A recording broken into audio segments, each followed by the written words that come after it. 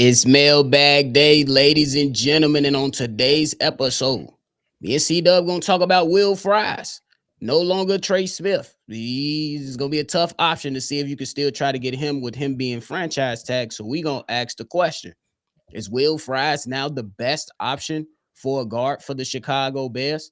Then we get into the mailbag. Y'all know we gonna talk about it all, but obviously you gotta hear the music first. You are now tuned in to Chicago Bears Central, your number one place for all Chicago Bears news and content.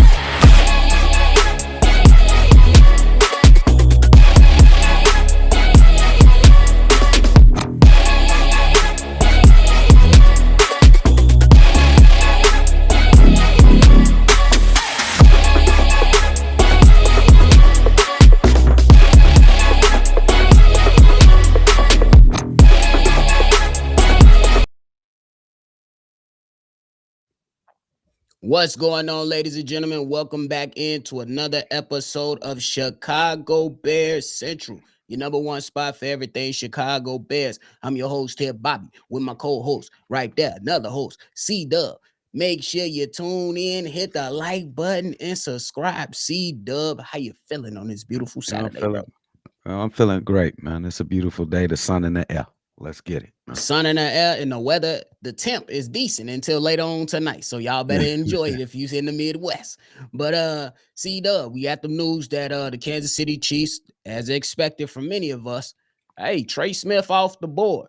But now inserts Will Fries, guard from the Indianapolis Colts, who a lot of people are saying will be a great option for the Chicago Bears. 27 years old. We will mention that he only played in 5 games last season before having a season-ending leg injury. But he did post his best in both pass block win rate with 92.4% and run block win rate at 74.3%.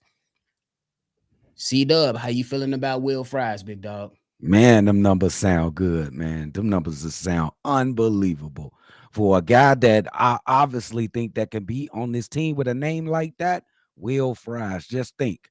Brian Urlacher, Will Fries. He belonged on the Chicago Bears.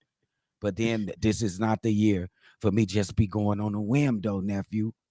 Because you said one key thing in the beginning, and you did not try to mince your words. This guy coming off an injury, man. He fractured his tibia. I know he had an unbelievable, that's what they said. He had an unbelievable 2023 year. He had an unbelievable 5 games of the season last season. No. I think that we can afford. I told y'all I was being responsible. Some of y'all might be willing to gamble on the protection of a valuable asset as a Caleb Williams. Some of you might be willing to do that. But me, I want all those coming to this offensive line to be squeaky Scott clean. No injuries, no BS. So I'm going to vote no on the Fries. Give me fish. You talking about on the fries. Boy, you know them fries at the bottom of the bag be good as hell. Them be the best one. Them motherfucker got hella salt and paper on it. Paper. You already know. But look, man, I look at it like this. 27 years old. I ain't gonna hold you. That injury will have me having some reservations. But I wouldn't say he's the best option. But I will say he is an option. I will go out on a limb and say C-Dub. I feel you, bro, especially when you talk about those big guys in the trenches. They battle every play. Every play. Every play. They battle every play. It's not a play that goes on to where you don't see offensive linemen or big guys doing something. That's kick return, punt return, offense, defense. The big guys, is somebody going to be there. Even when Cairo Santos got to kick a field goal, big guy got to be there. Bad. I ain't gonna say he's the best option, but I will still keep my options open because it's not an ACL. He broke his leg. I think there's a greater chance of having him being okay with a broken leg than say an ACL. But I do understand because once the offensive line injuries start to pile up for a said offensive lineman or a defensive lineman, typically those damn injuries start to pile up. I know we remember Akeem Hicks, hell of a defensive tackle for the Chicago Bears while he was here, loved everything he did. But once he had started getting them injuries, he kept getting them injuries. So though I will have some, I will be like, all right, it's an option. I just wouldn't necessarily say it's the best option. And I guess that's what I was trying to allude to, nephew. He is an option, but it comes with this caveat. You better make sure that you 125% believe Damn, not even that, 100 no more. not even 125% believe that when he injured himself and missed how many games he missed last year, when he came back and played the how many couple games that he played, when he got off in the offseason, he worked out. He has no setbacks on that injury. He's all good. There's no sign of any kind of let back or drawback from the injury. Then go with it. But if you asking me, I'm gonna look you in your face and tell you no. Just no. So you will be looking at other options and even going as far as looking at options in the draft. Yes. For sure. There's another name out there. I don't know if who too familiar with it, but a guy by the name of Jonah Jackson who played with the Rams last season. But prior to that, spent time in Detroit. The Rams are allowing him as one of those guys, big guys up front, to become available. If you asking me, I don't necessarily know if I want to trade for a guy like that, but I'm interested to see if Ben Johnson, how you feel about a Jonah Jackson. Ben Johnson, he was around your team. You know what I'm saying? Not Yeah. last year, but the year prior, Ben Johnson was there. So you're familiar with him. It's going to be interesting to see if the Bears are going to explore that option. But I don't necessarily think they'll want to spend draft capital if they not 100% sure that they're sold on a said player that they have to give up capital for. But I wouldn't dismiss it at all because you see this every time there's a turnover with a coach. They For bring sure. like some guys in to Mm-hmm. help bring over his type of culture or so. And sometimes it might be a player that brings this type of impact on the offensive line like that. It might be that. It might be somebody that might be in way back in the bench. It might be just a special teams player. It's just that the coach that comes over to his new team feels like this guy can convey his culture to his new team the best. So that might happen. I wouldn't discount it at all. I think that's a fair thing because you already know Dennis Allen gonna have some input on some of these defensive players that's gonna come over here, and Yeah. you know Ben Johnson gonna be working on who I know can come in and help. You know what I'm saying? Like you said, convey my message across this locker room because for one, we seen 8 captains on the team and the leadership council, and that ain't do no good. No good. Zero. So we'll see. Yeah. But hey, y'all let us know your thoughts down below. Do you guys think that now with Trey Smith off the board, at least momentarily, because we don't know how the rest of it's gonna go with the franchise tag, but do you guys think Will Fries is now the best option for the Chicago Bears to find a guard? Think about the guards or other offensive linemen. There's something like that. But hey, it's time to get into this mailbag. C-Dub, we're gonna kick this thing off from a guy from the South Side by the name of Cool. Here it is. You cool? Yo, hey, it's Cognac Boys. Thanks for listening. This is cool, Southside Chicago. I need to put a PSA out, public service announcement. Like Bears fans, here's a quick reminder: the Chicago Bears were the last place team in the NFL in offense, number 32. When you look at yardage per game, they're the lowest ranked offense in the NFL last season.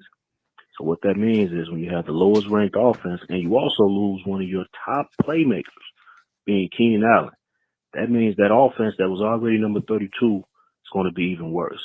So, yes, the offensive line is like a no-brainer. We already know they got to, fix the offensive line. That's part of the game. You got to do it. There's no argument there. But when somebody else mentions, maybe upgrading the offense with, maybe a better running back in round 2 draft or maybe somebody else that can, be a move tight end to complement Cole Kmet or, whoa, maybe even a wide receiver.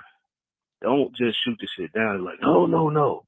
All we can do is get trenches, trenches, trenches. All I want to see is offensive line and defensive line. All that once the offensive line is better, the offense will improve, but not really to even average because you lost too much firepower just by losing Keenan Allen, and you're not replacing it with anything but you know crumbs are hoping that Tyler Scott just magically becomes a real threat. So just wanted to put that out as a reminder. Like everybody got to say yes, yes, yes, trenches, trenches, trenches, but that offense is shitty. So we got to improve that too. Also, with that in mind, I want you guys to take a look at a guy called Luther Burden III. In the event that the Bears can maybe move back a little bit in the first round, take a trade, yeah, he's a slot receiver. But you got Rome Odunze. He's your X. He's your deep threat. You got DJ. DJ is your mid range guy. He's your intermediate player. You can move around, but you don't have a pure slot. You add a pure slot and a guy like Luther Burden, a guy with that dog in him, that heart, that fight. That's the type of guy that builds your culture, makes your team lift up. So take a little research on that and consider adding the LB3 to the team as well. That's all I got. Shot-town up, bear down.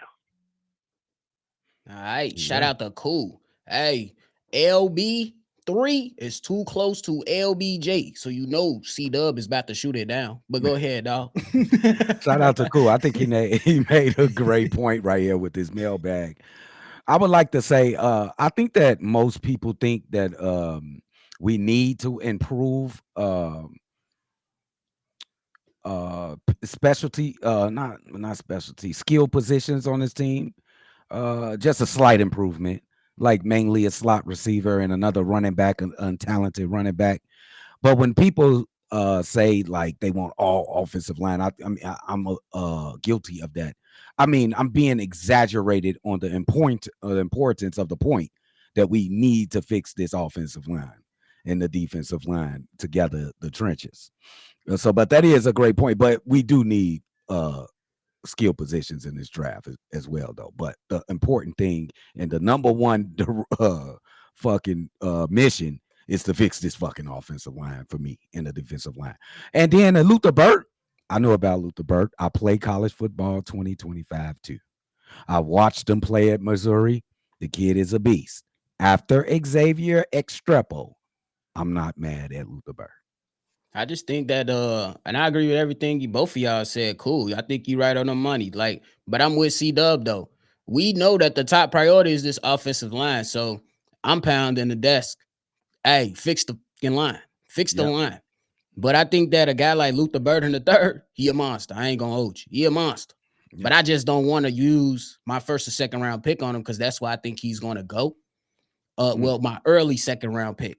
You can use it with that because at the first second round pick is 39, then the next one is 41. I ain't gonna hold you at 41. I'm going to get Restrepo. That's just me. Maybe that's a reach. Maybe it's a reach. But I just love the toughness. I just love the toughness of both players. But I just think that, hey, I'm with you on your last part too. Tyler Scott, look, I can't go into the season and be like, Tyler Scott, go play wide receiver number 3 and thrive after I haven't seen much of him since he's gotten here. I believe he has some talent, but I can't rest my laurels on that. Would you be willing to draft Xavier Extrepo or Luther Burt and tell Tyler Scott, okay, go compete in training camp? That's what absolutely what you do. That's as most as he gets. That's absolutely what you do. This is a job. Any job. But if you work at Mike Donald's, yes, I said Mike Donald's, and you dropping fries, you gotta have some pride in dropping fries, don't you? Even if you don't go to the next mailbag, motherfucker. My nephew done lost his fucking mind. But shout out to the South Side, man. Shout out to Cool. Hey, shout out to all the fast food workers, bro. Hey, I was one of them. It's just I ain't going back. I ain't going back. But hey, shout out to Cool, man. We go jump into this next with C-Dub. This next one is from Chris Evans, man. Hey, CBC, what's going on? It's Chris Evans again. I'm calling back so I can maybe condense my message. I was a little excited. But basically, all I was saying is the safety out of South Carolina, Nick Imanwari. Do you think he might be a good replacement for Kevin Byard and a good backup maybe for Jaquan Brisker? His numbers are pretty identical to Metcalf as far as height, weight, the 40-yard dash, and the vertical. And I like a tall free safety so he can see downfield, and it gives him an edge as far as reaction time. Also, where do you think we're going to go get our next tight end? I think Mason Taylor will be a great option. They're saying he's NFL ready, and he's 20 years old. So if we keep him for at least 8 years, 9 years, the guy will be like 29. So I'm just looking at it like that. We need another good route runner. We need another blocker because pretty much Cole Kmet is just doing everything right now. And if we draw up some good plays for him, we can see him have a season like he did 2 years ago. So what do you think? Amanwari, safety, good option. Mason Taylor, if he falls to the second round pick that we have, is he a good pickup? Because I think we could definitely get him if we get offensive linemen in free agency. We get a running back first round, and in the second round pick, we get a O-line. I think he's a good option as a second round pick. So what are your thoughts on safety, tight ends, Chicago up, bear down? All right, shout out to Chris. Hey, your safety, I ain't gonna hold you. I've been doing a lot of work in the trenches. I haven't really looked at safeties, but I am familiar with this guy, Nick. He got some talent there. And I ain't gonna lie to you, but I think one of the things that stand out is the size that he's gonna come into the league with, whether the Bears decide to take him or not. 6'3", 227. That's a big safety that you want in the back end, kind of covering up. But I'll be honest, I want to sit down and do more analysis on the film before I say, hey, we got to use a second round pick on this guy. Now, when you talk about the tight end, that's a big month too. Mason Taylor from LSU, 6'6", 253. Damn. That's a big mofo. So now I wouldn't be mad at it. But again, I wouldn't be trying to take a tight end in the second or the third round. I ain't going to hold you. I mean, unless you can some way, somehow be able to grab you some more, draft capital, I'll be waiting until like day 3 to draft my next tight end or see if I can get somebody on the street already. You know what I'm saying? I'll be a little patient with my tight end.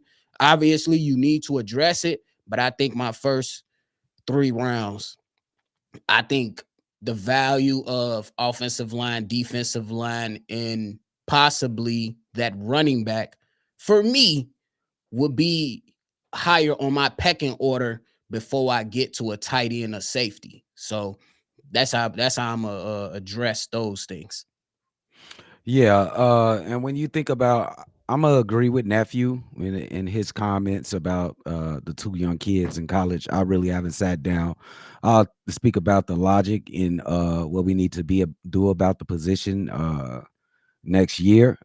I'm kind of thinking like we're gonna stick with what we have at safety. If we're possibly there and there's a safety that we like, maybe we snatch them up, but I'm not really sure if they're gonna go safety this draft. I'm not really sure. That's something I've been thinking about for the last couple of days. And tight end, I like the big kid that Chris and nephew was talking about.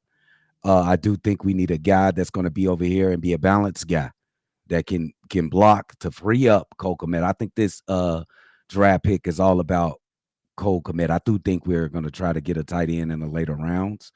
I think it's going to be all about Cole Kmet. I think he's been misused last season.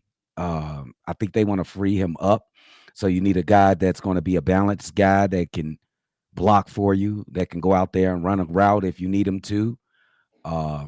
So I think going after tight end is going to be basically for Cole Kmet, but good mailbag though. Shout out to you, Chris. We appreciate the call, my guy. C-Dub, we're going to keep this thing moving on. This next one up is from my guy, Fred. Here it is. Fred. Hey, your Cognac boys, what it do? This is your boy Fred, man. Shout out to my man Hayes and shit. C-Dub, Bobby, Big Cass, Stevo, man, the whole CBC game, man. Hey, now, I said this was going to happen, though. You know what I'm saying? With Trey Smith, for going back to the Chiefs, niggas on the tag in because they know they couldn't let it go. I like, ask me this though. Let me know if I'm tripping, fellas. Where the hell they get the money from leaving the franchise tag in? Last time I checked, they didn't even have no money. But anyway, I just want to know, man. But anyway, now the Bears, you know what I'm saying, they're gonna spend the money, you know what I'm saying, in the right area. They probably do go out to the other, you know what I'm saying, veteran linemen. So it ain't like, okay, we may miss out on number one guy, but you still got good offensive linemen out there that can still fill in. We still got good draft picks as well that we can use and get, you know, for pieces that we need. So at this point, if I'm buying Pose, I will go ahead and get Dogman. If he don't get franchise tag by the Falcons, I would get, you know, I think his name Freeze or Fries at guard, or the guard from Detroit, or the guard from Jacksonville, Brandon Shreve, him or whatever, or bring James Davis back. We got options, so I think we're gonna be all right though. So I don't think we, you know, miss out big on that though. And I hope they do, you know, if they bring the boy Khalil Mack back to the bed. So bring the Mack back, the Mack attack, you know. You know, he's a fan favorite here in Chicago, and I think he can still be, you know, productive. You know what I'm saying? Because that was like he can help out with some of the edge rushes that we have, like with Sweat or working on his moves or whatever. Austin Booker can develop as well, and if we still do end up drafting another edge rusher, then we get us, you know, a DT, and we know roll from there to get what we need, though, fellas. You know what I'm saying? Because I definitely do believe that the Bears going to spend his money in the right way, in the right area, on the right players to get the team in the right direction. Because Ryan Poles knows his job is on the line here at the point. So I think him and Ben Johnson, they're gonna work good with each other. Ben's gonna tell him what he needs as far as like the team wise and everything, and they're gonna go from there though. So I think the Bears gonna be all right though. I think we're gonna get that line together though. Even though hey, we missed out on Trey Smith, you know what I'm saying? Well, it's all right though. Even if, you know what I'm saying, we don't get Miles Garrett though. But you know what? I'm all right with that though. I think we're gonna be all right though. We just get the things that we need for this team, man. So shout out to you guys, man, for y'all doing what y'all doing, holding us down with the news and everything. Love the show, man. And y'all keep doing what y'all doing, fellas. Let me know what you think. Chicago up, bear down, or nothing. That man Fred always letting y'all know Chicago up a bet down or nothing. C-Dub, what you got? Hey man, if us here at the number one spot for Bears information kind of knew that Trey Smith had a chance of staying at Kansas City, I would think that the organization that is a part of the NFL would have known that and they would have had a plan B.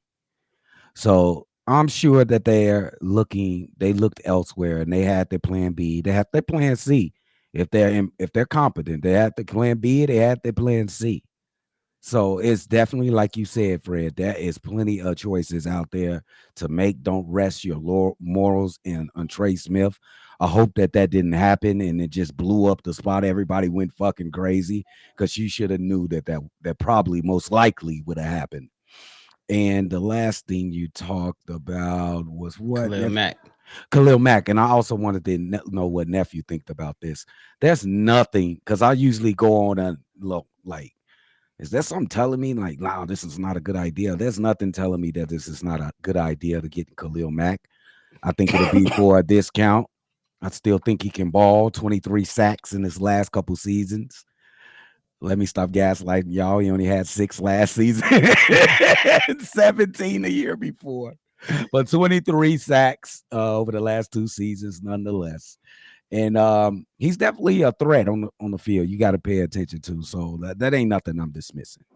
For sure. When it comes to the thing with Trey Smith, I think that people just got to take this shit for what it is. Like, just because the team has interest doesn't mean a player coming to the Bears. We tell people that shit. Just like y'all still revisit it, not you, Fred, but certain Bears fans. Oh my God, if Ryan Post just gave Saquon $2 more million, we'll have him. No, the hell we wouldn't. Because the Eagles was in a better spot. And you say the Eagles was just in the Super Bowl 2 years ago. They had a bad season. And now I can go over here and look what he did. Went and won a chip. Now, so we gotta let the shit play out. Just because we have money to give, that doesn't necessarily mean teams won't utilize the franchise tag or players are automatically going to choose the Chicago Bears. It just doesn't work like that. Khalil Mack, personally, I don't think he's coming to Chicago. he's this far down the line in his career. I think Khalil Mack want to play playoff football. Not saying that the Bears won't be there, but I'm saying he might have an option to be like, hey, they was in the playoff last year.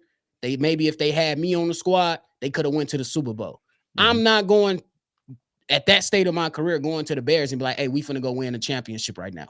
The Bears could very well go to the Super Bowl. Anything can happen in the NFL, but I think he take his talent somewhere else to a team that he feels like gives him a better chance. And he probably don't want to come back to Chicago. Maybe. That's I fair. don't know. We'll see. But That's I fair. love the voicemail from Fred. All right, y'all. The last one of the day. This last one is from Keys. What's good, Keys. Hayes? It's your boy Keys, man. Just on this lovely Friday afternoon and everything like that. So let's get into it. So I heard the voicemail for today that you guys had, the mailbag, excuse me. And I'm thinking about it now. I would have loved to get Trey Smith, and I would still like to get Trey Smith. It's a possibility to get him.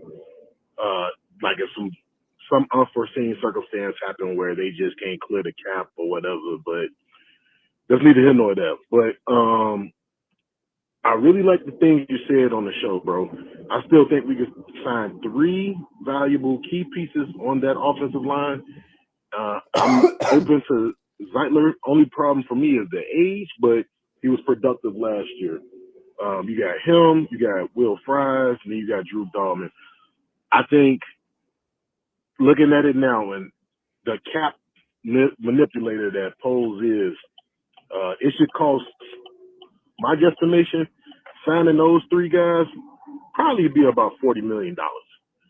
And knowing how white offensive linemen work, some of them ain't as money hungry unless you're playing tackle or whatever. But that's neither here nor there. So I think Poles can manipulate it so much where we can get 4 pieces. Not only with getting those 3 guys, even if it's we get Fernandez. So I think it would cost upwards to about $40 million, maybe 45 at max. And then you look at the defensive line, you can still go get a Josh Sweat or a Milton Williams. All upwards, we probably looking at about $50 million, like I would expect them to spend. And you got the draft coming up, so you can build those pieces, right? Get them to like 4 or 5 year deals, and then on top of that, still draft valuable pieces in the offensive line, defensive line, and any other places that you think you need, like wide receiver, of course, tight end. We need another tight end. So that's just how I'm thinking about it. I actually like it like that. I like the way it is because now you can divvy up that money. And it could be, hey, a blessing in disguise when we get the guys we want. At the end of the day, we still in the key pieces that we need. So as always, man, let me know what you think. Shot count up, bear down. Shout out to Keys. Hey, C-Dub, just for context, this franchise tag that he's on, if he accepts it and goes on and plays on the tag, he will make $23.4 million. Damn. For 1 year? Damn. Yes. Okay. But the tag that they put him on, it allows him to negotiate with other teams. So, like I said, pump the brakes, allow things to play out, and you will see what happens. But Keys, I love what you said. And I love what my man Hayes said. It might be a blessing in disguise. Because now you don't got to pay one offensive lineman $23.4 million. I ain't saying you got to be afraid of paying that money because we need to improve this damn line. But I'm just saying, 23 to one person, or hell, you might be able to get 23 for 2 people. I'm just saying, 2 is better than 1. C-Dub, what you got? Yeah, I think this all boils down to that Ryan Poles have enough tools to accomplish the goals he's got for set in his mind, and the goals, honestly, what all the Bears Nation got set. I think this is where he's most comfortable and where he gets most of his credit and most of his showering of praise is in the off season. Just think about his tenure that he's loved most in the off season. So I think this is his time to really, he has to put in his best performance.